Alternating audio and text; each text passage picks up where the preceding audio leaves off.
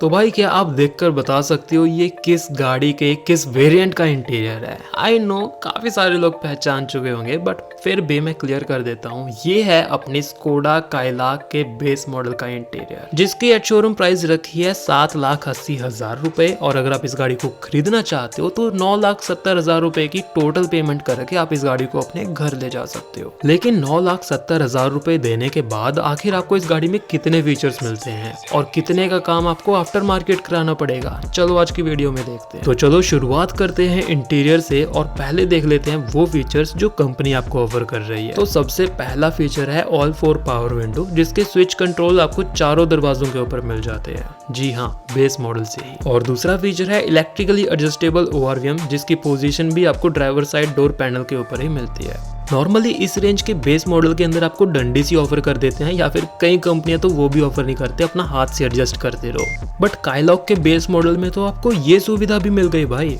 और तीसरा फीचर है ड्राइवर एंड को पैसेंजर के लिए आर्मरेस्ट, जिसे आप मैनुअली एडजस्ट भी कर सकते हो, बिल्कुल टॉप मॉडल वाले की तरह। तो इसका खर्चा भी बच जाएगा। और चौथा फीचर है second row AC vent. Literally ये चीजें तो बिल्कुल अनबिलीवेबल लगती हैं। मतलब बेस मॉडल में कौन ही ऑफर करता है यार, और वो भी इस प्राइस पॉइंट पर बिल्कुल भी एक्सपेक्टेड नहीं था। तो इन्हीं सब फीचर्स की वजह से बेस मॉडल काफी ज्यादा वैल्यू फॉर मनी बन जाता है। अब हम आ जाते हैं उन फीचर्स पर जो आपको यहाँ पर नहीं मिलते और आपको आफ्टर मार्केट ही लगवाने पड़ेंगे। तो देखो, सबसे पहली चीज है इसके इंफोटेनमेंट सिस्टम, जो इस रेंज की किसी भी गाड़ी के अंदर नहीं आती। तो यहाँ पर भी आपको आफ्टर मार्केट लगवाना ही पड़ेगा। और हाँ, सिर्फ टच स्क्रीन लगवाने से ही काम नहीं बनेगा, यहाँ पर आपको स्पीकर्स भी लगवाने पड़ेंगे, ट्विटर्स भी लगवाने पड़ेंगे, और अगर शौक है तो बेस ट्यूब भी लगवानी पड़ेगी, जिसका अप्रोक्सीमेटली खर्चा 30 से 40,000 रुपए तक तो जाएगा विदाउट बेस ट्यूब, अगर आप अच्छी कंपनी का लगवाते हो तो। इसके अलावा अगर नीचे की तरफ आओगे तो यहाँ पर आपको काफी बेसिक से AC कंट्रोल मिलते हैं, जो कि 2018 वाली ब्रीजा के अंदर ऑफर किए जाते थे और अब भी इस गाड़ी के अंदर ऑफर कर रहे हैं। तो ये थोड़ी बुरी चीज है। हालांकि इसका कोई आफ्टर मार्केट सॉल्यूशन अभी तक तो नहीं है, तो इसे बिल्कुल भी मत छिड़वाना।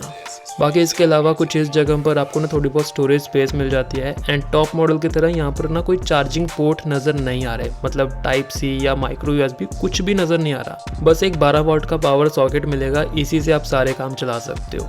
इसके बाद आपको यहाँ पर कुछ ऐसा गियर लेवर मिल जाता है जो कि टॉप मॉडल वाली लुक के साथ ही आता है। तो ये काफी सही चीज है, ग्लॉसी फिनिशिंग के साथ मस्त लग रहा है। बाकी जो स्टोरेज स्पेस है, जो कप होल्डर है, ये तो आपको टॉप मॉडल में भी मिलते हैं, तो इसमें भी कोई झंझट नहीं है। और जो हैंड ब्रेक है, ये टॉप मॉडल में भी आपको मैनुअल मिलती है और यहाँ पर भी मैनुअल ही है। हालांकि फर्क सिर्फ इतना है कि टॉप मॉडल में आपको ये जो टिप है ये क्रोम की मिलती है एंड यहाँ पर पियानो ब्लैक ट्रीटमेंट के साथ। बाकी सीट्स के ऊपर आ जाओगे तो यहाँ पर आपको फैब्रिक सीट्स मिल रही हैं, जिसके ऊपर आपको लेदराइट अपॉल्स्ट्री चढ़वानी जरूरी है for safety and extra comfort. तो 8 से 10,000 रुपए का खर्चा यहाँ पर भी मान सकते हो, अगर बढ़िया से बढ़िया क्वालिटी के लगवानी है तो। वरना अगर काम ही चलाना है तो 3-4 हजार रुपए में भी आपको ठीक ठाक से कवर मिल जाएंगे। बाकी अगर बेस मॉडल के हिसाब से सेकंड रो में देखा जाए तो यहाँ पर आपको एडजस्टेबल हेडरेस्ट भी मिल रहे हैं। ये चीजें भी बहुत कम गाड़ियों के अंदर आती हैं, तो इस गाड़ी में भी ऑफर की है, काफी मस्त है। बाकी रही बात डैशबोर्ड लुक की, तो देखो टॉप मॉडल में ना आपको ये जो पूरा डैशबोर्ड लुक है ये ब्लैक एंड व्हाइट कलर के कॉम्बिनेशन के साथ मिलता है को पैसेंजर साइड। तो अगर चाहो तो इसे भी पेंट करा सकते हो।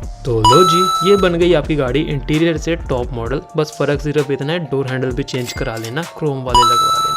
इसके बाद आ जाते हैं एक्सटीरियर लुक्स पर। तो देखो, अभी तक स्कोडा ने बेस मॉडल के लिए कोई 3D लुक रिवील नहीं किया है, तो कुछ चीजें हैं जो हमको अंदाजे से लगानी पड़ेंगी। हालांकि एक चीज अच्छी है कि अगर आप चाहो तो देख सकते हो कि बेस मॉडल की लुक आपको कैसी कुछ मिलेगी। यहाँ से अगर आप लोग देखोगे तो 16 इंच के स्टील रिम आपको मिलेंगे, जिसके ऊपर के व्हील कैप आपको कंपनी ही ऑफर करेगी। तो ये भी काफी बढ़िया चीज है, आपके एक्सेसरी के पैसे यहाँ से बच जाएंगे।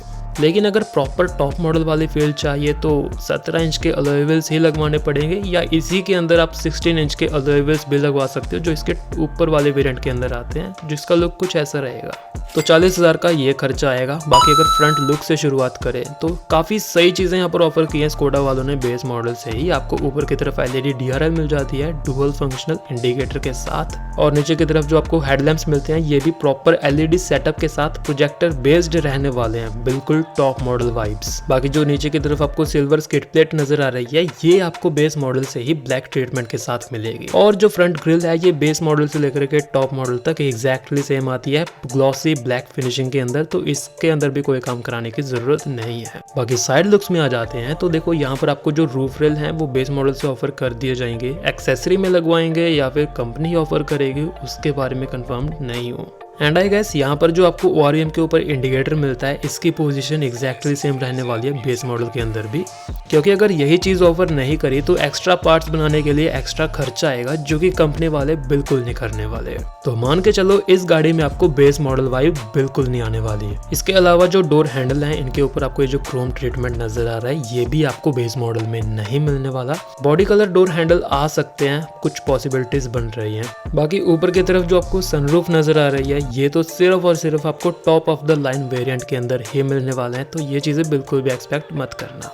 बाकी आ जाते हैं बैक प्रोफाइल पर, तो देखो यहाँ पर आपको कुछ चीज़ें जो हैं वो टॉप मॉडल वाली मिलने वाली हैं, जैसे कि आपको LED टेल लैंप्स मिल जाएंगे जो कि आपको टॉप मॉडल में मिलते हैं, वही बेस मॉडल के अंदर भी आने वाले हैं। इसके अलावा जो ऊपर की तरफ शार्क फिन एंटीना है ये आपको नहीं मिलेगा, आपको नॉर्मल डंडी वाला एंटीना ही मिलने वाला है बेस मॉडल के अंदर, और आपको कोई भी वाइपर या वॉशर नहीं मिलने वाला बेस मॉडल के बैक प्रोफाइल में।